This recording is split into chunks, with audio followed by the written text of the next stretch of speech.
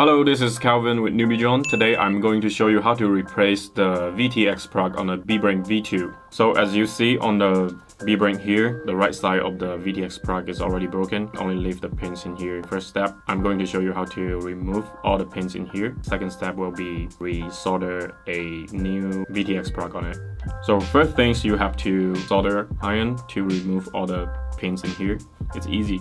Basically just use heat up solder iron and touch the pin and you will bring up, see, it will bring up the pins on the solder iron and you can take it out. Just keep doing it, remove all of them.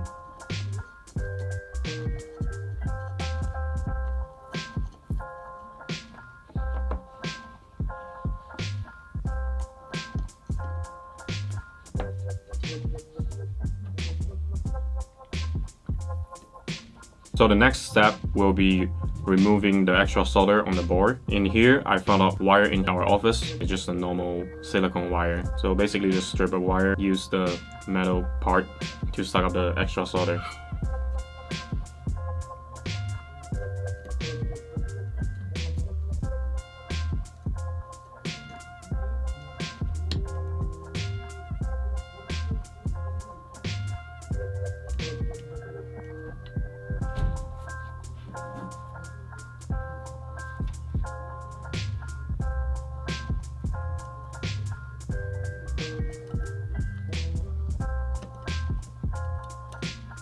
So the next step will be applying some flux to the solder pad.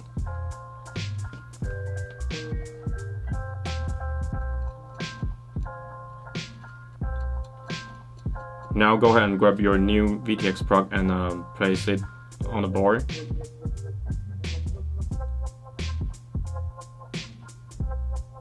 And this part have to be very careful. You need to have a tweezer to hold the plug, make sure it's not moving, and then use a solder iron to have some solder on the tips and touch one side of the pins. Now one side is held in place, and now we're going to do the other side.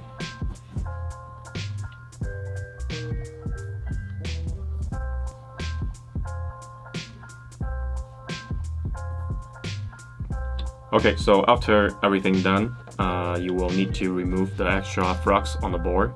In here, I will use a Q-tips and with some rubbing alcohol.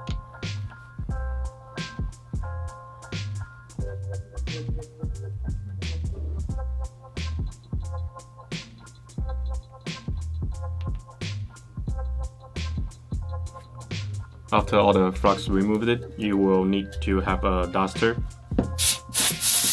to remove the rubbing alcohol on the board, and after that it's done.